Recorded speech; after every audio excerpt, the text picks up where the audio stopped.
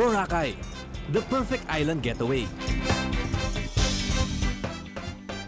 At tamang-tama ding lokasyon para i-challenge at mas lalo pa natin makilala ang aming bagong segment host na si Ethel Buba. Ano ka talaga? Matigas na malambot.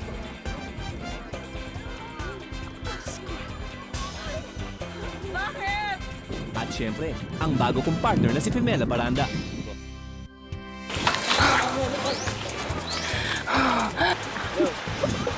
Magpapay ID. Kumanta ba? Oo. Yan pa lang yun. Tapang ang tao. Ako di atras. Saan mo nag-iposin yung lahat? Aba, partner, gwapo mo. Plansyadong-plansyado walk natin, ah. Okay, so maghanap na tayong hahamunin. Alam mo, parang mas maganda yata kung ikaw ang hahamunin ko.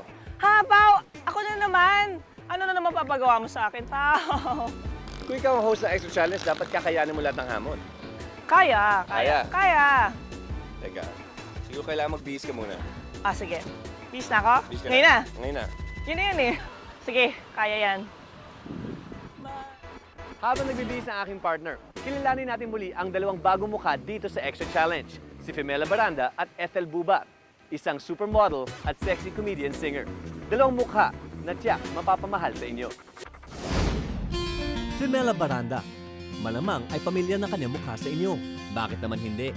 Nakikita niyo siya sa billboards, print ads, commercials, modelo ng kilalang mga designers, cover girl ng mga magazine, at isa na sa mga kinikilalang supermodel ng bansa. Ngayon, kapuso na namin at bagong partner ko. Sino nga ba si Femela? O Fem? Yung family ko talaga ay sobrang simple lang. Lumaki ako actually with my lola. Pag only child ka lang, medyo may sarili ka talagang mundo. So mahilig ako sa bahay lang. Hindi ako masyado yung palalabas. Siya ang nag-iisang anak ni Prudencio at Proserfina Baranda. 13 years old lamang na maispatan siya para gawing modelo. Naglalakad ako sa mall, the usual story. Tapos pumasok ako dun sa store. And then nakita nila, oh sige, try mo to, try mo. And then ang story pa noon, hindi ako talaga nakuha. Finally, they got me kasi yung isa hindi pala qualified. Sinuwerte at naging modelo ng mga produkto may matitinding campaign. And then may mga fashion shows din ako. 16 years old siya nang ibitahang maging miyembro ng Professional Models Association of the Philippines o PMAP. Dito siya nakilala ng mga designer. They helped me also to launch my career sa ramp, and they introduced me to the designers. Year 2000 na mag-full blast ang karir niya bilang model. So I'm not doing just commercials here. I was doing also commercials abroad. Maraming pangyayari na naganap sa buhay ni Fem noong taong 2001. Nung panahon na yon, naging Vice President si Fem ng PMAP. Pero sa taong iyon, nainulan siya ng mga biyaya. Binawi naman ang buhay ng kanyang ama. Nung nasa Nueva Ecija siya, na-stroke siya. And then parang we were here in Manila. So parang ako, nung nalaman ko, talagang naiyak ako dahil unexpected kasi hindi naman siya, wala siyang sakit, malakas naman siya. And that time, yun yung nasa peak ako ng modeling ko. Ang sakit kasi at least pero masaya rin ako dahil nakita niya lahat ng accomplishments ko. Pero natupad naman niya ang huling kahilingan ng kanyang ama. Okay lang mag-model ako pero matapos ko lang yung school ko. Sabi ko, Daddy, graduate na ako. Tapos sobrang happy siya. And then, noong October yon, tapos November namatay na siya. Tapos ko yung college ko, and he was there. And that was our last picture together. Basta yun yung huling-huling memory ko sa kanya na magkasama ko yung happy. Ngayong si Fem ang tumatayong breadwinner sa kanilang mag-ina. Patuloy pa rin ang pagtatrabaho ni Fem. Kasagsagan noon ng mga modeling gigs niya nang nakatanggap siya ng importanteng tawag. Bilangan tumawag sa akin yung Extra Challenge. Ako po si Femela Baranda, 24 years old. Usual VTR lang ako, tapos paglabas ko ng kwarto, parang kaya ko ba yung mga challenges nila? And the mere fact na iniisip ko, ibig sabihin gusto ko. Sobrang proud ako kasi siyempre kaisa-isa kong anak yun. Nag-pray over ako. Talagang sinabi niya nung nag-pray over sa akin na si Femela na, siya na ang kapalit, siya na makukuha. Ngayong bagong taon, siya na ang aking bagong partner in crime sa pagbibigay ng samut-saring mga hamon. Siguro ito na talaga yon dahil komportable na ako kagad. Parang hindi ako masyadong ilang sa mga tao or parang masaya talaga siya. And yung opportunity na nakuha ko for this is bihira lang. So might as well grab it and make the most out of it. Taong 2002, nang unang ma-feature ng Extra Extra ang isang komedyanteng singer na tinatawag nilang Ethel Buba. Nagsisimula pa lang siya noon bilang sexy singer-comedian sa mga comedy bars.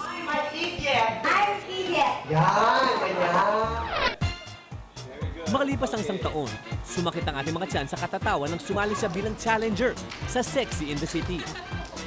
Birthday ko ngayon! Kasi bawal dito eh. Kiss ko na lang kayo. Ayan. At ngayon, sino mag-aakala na makakasama ko rin pala siya dito sa Extra? Ang sarap ng feelings na, nakasali ako sa Extra Challenge, family. Lalo na yung People's Choice Awardee ako. Parang saya-saya namin palang, maraming nagmamahal sa'yo. 13 years old lang si Ethel na magsimulang kumanta-kanta sa mga music lounge para kumita ng pera. Sobrang hirap. Wala na kaming pera. Wala kaming pera talaga. So, kailangan kong kumayod. Tondo girl ako yan. Social ako, tondo. Doon. Tapos, nung naghiwalay ng parents ko, doon kami tinapon sa probinsya. Dahil desididong kumita na mas malaki, iniwan muna niya ang mga kapatid sa Jensan at nagtrabaho dito sa Maynila. Kawawa naman ng kapatid ko. Kailangan ko kasi malaki naman na ako nun. Sabi ko, kailangan kumayod ako para makuha ko yung mga kapatid ko. Sa ngayon, madalas na siyang mapapanood sa mga comedy bars. Pero maniniwala ba kayo na kahit siya nagulat nung siya'y naging komedyante? Serious ako. Ewan ko, pag-girl ako. Siguro yung pagiging comedian ko, na-develop dun sa, kasi nagtatrabaho ako sa comedy bar. Doon na-develop. Mabilis yung pangyayari. Kasi fast learner ako eh. At dahil sa kakaibang estilo niya sa pagpapatawa, huling-huli niyang kilitin ng mga tao. Ika, pasok na ako. May show ako. Malilate na ako. Ito ako nagsishow ako sa punchline.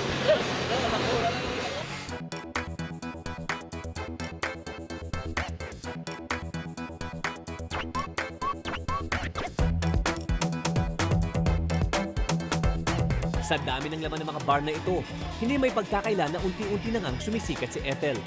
Madaming mga nagkakagulo, mga nagpapa-autograph. Parang ako na lang nahiya, parang dapat ba akong autograph? Parang hindi pa naman ako ganun kasikat.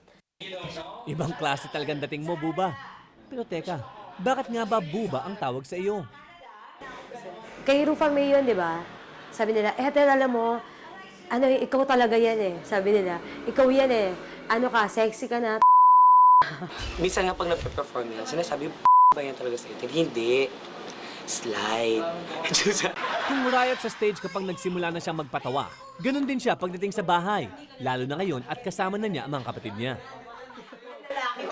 Sino may sabi sa'yo magpagupit ka? Ha? Di ba sinabi sa'yo pag magpapagupit ka, isang pati mo ka? Ibubuin ko na to.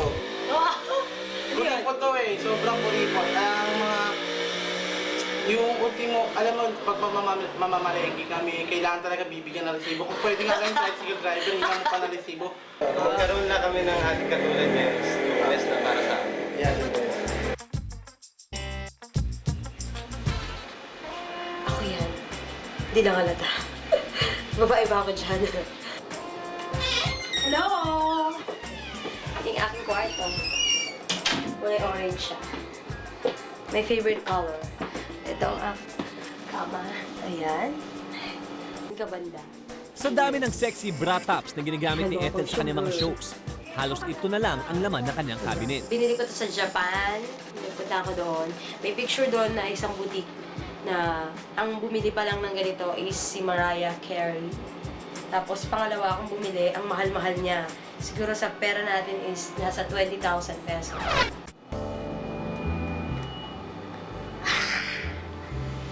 Ito yung gusto ko maging trademark na pagka Ethel Buba, ayan. puro ganchilyo na parang bra.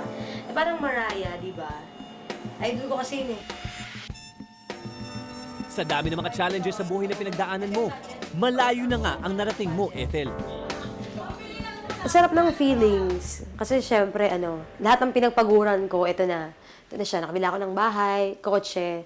Tapos naipon ko pa yung mga kapatid ko. Tama nga na ikaw ang tinanghal na People's Choice, Ethel. At tama rin, nakapuso ka na rin namin dito sa Extra Challenge. Si Ethel Buba! Alam mo, Fem, mabuti na lang kung nag-back out ako sa Pinatubo. Kung hindi, nako. Dapat ako yung nandiyan dyan eh. Papatunayan mo sa mga viewers natin na kaya mo gawin lahat. Lahat. Wala na. Kaya. Ready ka na? Ready? Go! Come Yung with me! pa ready. Mukhang kabado ang partner ko sa una niyang challenge. Kayang-kaya. Kayang-kaya. Clue, kayang-kaya mo. Naiyak na ako. Ayoko kasi. Kumilig ka sa tubig. Hindi. Kiteboarding ang unang challenge ni Femela. Ito ang pinakasikat at pinakabagong extreme water sport na nauuso ngayon. Sikat ito sa Europe at Amerika at ngayon pa lang nagsisimula sa Asia. Sa Boracay lang ang may school ng kiteboarding sa buong Pilipinas at dinadayo pa yan ng mga foreigners para lamang matuto. Para siyang may kombinasyon siya ng wakeboard, katulad ng sinasakyan nila na board, at saka pag windsurf nakakatulong, at saka yung gliding. Kasi magbabasa ka ng hangin, para ka naglalakad sa tubig. At ang sarap-sarap ng feeling na yon. Pero sobrang delikado ito at kung di ka mag-iingat at magkamali ka, naku, maaari kang mamatay. Dapat may proper training talaga bago subukan ito. Lumakas yung hangin bigla, yung kite hindi mo na makokontrol yun kahit ano pang gawin mo. Ang isa lang pwede mong gawin, bitawan mo siya. Kung hindi mo siya mabitawan on time, magpapanik ka, kasama ka niya. Ganito pala dito. Saya. Tibay ng loob. Atapang atao. Ako di atras. Tuturuan muna si Fem kung paano humawak ng kite. Kahit malalaki kahit. So, ito-try natin ngayon yung training kahit yung maliit lang. Small, Yeah. Tingin mo kaya niya? Kaya mo. Talaga, Maliit lang yun. Kaya. Nagsimula muna sila sa medyo maliit na kite, ang training kite. Kailangan niya matutunan kung paano basahin ang hangin. Kapag Ano partner, okay ka lang ba? Steady ah.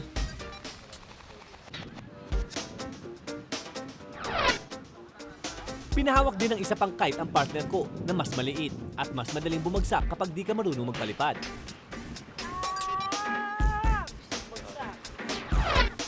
Eto na, lulusong na sa tubig si Fem. Dapat naka-wetsuit para may proteksyon sa tubig. Dahil pwede siya matangay ng kite at ihampas sa tubig. Di kaya siya tangayin yan. yung goal natin ngayon na makontrol mo lang muna yung kite. Neutral, window. Make me proud. Go, Sam! Sarap siguro niyan. Sobra. Pagpasok ni Femela sa Extra Challenge, marami pa siya mga fears o kinakatakutan. Ang tubig ay isa doon. So, tatagalin natin ang kanyang fear of water.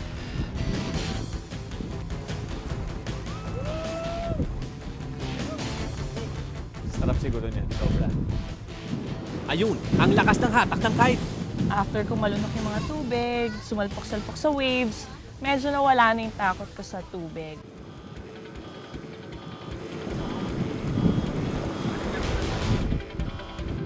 Talagang ginagalingan ni Fem. At nakiangkas pa kay Kiao na trainer niya.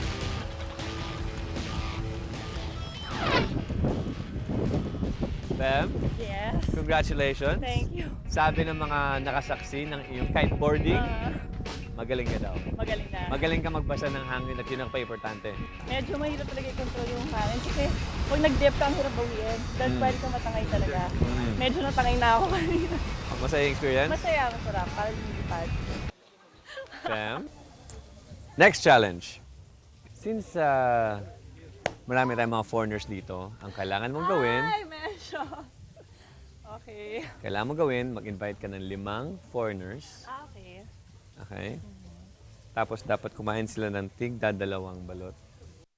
5 foreigners starting now. Good luck! Siyempre, walang pinalagpas na oras si Femela. Ang unang nakasalubong na turista, kinausap agad. Hi, I'm doing a challenge right now. Our show is the Extra Challenge. And my challenge for tonight is to ask foreigners to have dinner with me. Oh, this is an honor, you know. Dapat sigurado si Femela na foreigner yan at hindi lang mistiso. George from Canada! Iwanan mo na sa akin Hello, to, partner. Paolo. 4 pa ang kailangan mong hanapin. George, have a seat. Joe? Joe, where are you? Actually, marami talagang foreigners, pero ang hirap nila lapitan. Bakit? Kasi yung iba, language barrier, yung iba, no English na English, mga French, and then yung iba naman, Koreans. Ayaw na nila akong kausapin. Okay, what is your challenge? Yeah, my chance is to find 5 foreigners to eat with me. Oh, no. No, thanks. Okay, thank you. Sa mga Koreano naman, sinubukan magpa-charming ni Femela. So just eat it. Yes. Do you have a girlfriend? My wife. Oh, your wife. Can you just go and eat dinner? No? Okay, thank you. They don't wanna have dinner with me. Ay, nila makapag-dinner. Bakit? Nako, mukhang hindi tumatalab ang charm ng aking partner. Daniel, are you game for this? Okay, let's go. Hello. Hi, I'm Femela. Nice to meet you, Pamela. Thank you. Hi. What's your name? Paul. James. And my task now is to invite some people, especially foreigners, to have dinner with me. Marine. Okay. Aba, isa na lang ang kulang. Kompleto ka na, partner. Kaya mo yan. Paolo. Daniel, Paolo. Hi. Have a seat. Taga LA naman ang huling nakilala ni Fem. I see you the movie. Yeah. You have to eat balot. Have you heard of it? Balot. It's a local delicacy. It's an egg. So you think you can handle that? A duck egg? Yeah. Is it cooked? Yes. It's cool. You can? Wala problema. Oh, okay. Go, yeah. So what Femela over here is about to introduce is a Filipino delicacy. It's called balut. Now, Femela over here will demonstrate how to eat balut. O ano, Fem? Akala mo makakatakas ka, ha? Kailangan kainin mo din yan. Just put some salt and eat the whole thing. Cheers. Cheers.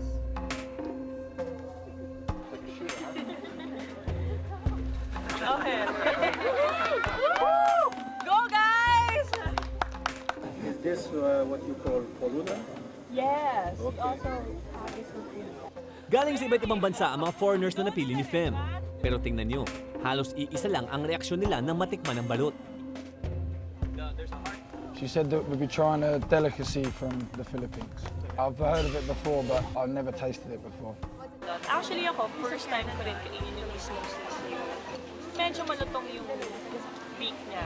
Pero kailangan kong pakita syempre sa mga niyaya ko, na kaya ko. Okay na. Go, man! Go! Go! Go! Go! You can do it. Relax. Nako, nasusuka niya ang isang ito. Look at it. I didn't thought it would be this. I didn't eat so much, so it wasn't tasty. So Si George lang ang bukod tanging nag-enjoy sa balot. I like it. It's I eat anything, you know. If somebody can eat something, I will eat it. George likes it. Partner, siguradong di ka na makakalimutan ng mga turistang ito. Pati natin ang balot, pinang-autograph pa nila sa'yo. Thank you. Thank you. Palakpakan natin sila lahat. At dahil napakain mo silang lahat ng balot, partner, pasado ka sa challenge na ito. Abangan bukas! Magukay ay Hindi pa tapos ang paghihirap namin kay Femela. nosebleed when I speak English. Abangan niyo bukas dahil tiyak tatagaktak ang pawis niya sa hirap ng aming hamon. To borrow it. And you also, para you can make Ay, it man wag tayo. ko! Sige na! Oh my God! No! Ano, Pem? Nag-enjoy ka ba? Sobrang nag-enjoy ako dahil sobrang exciting na pinagawa niyo sa akin. Medyo nakakatakot nga lang, pero at least na-try ko na. Masakit ba sa braso? Masakit talaga siya dahil may control yung ride. Tsaka Masarap, tubig. masarap, maalat. Bukas, may mga challenges pa para sa'yo. Meron pa? Oo naman. Wow. Kaya mo yan, kaya mo yan. Okay, pero clue. Para makapaganda lang ako.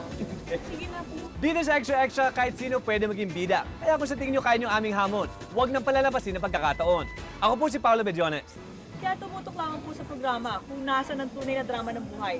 Ako po si Femela Baranda. Kami yung mga kapuso dito sa GMA. At ito ang The Boracay Beach Adventure Series ng Extra Challenge!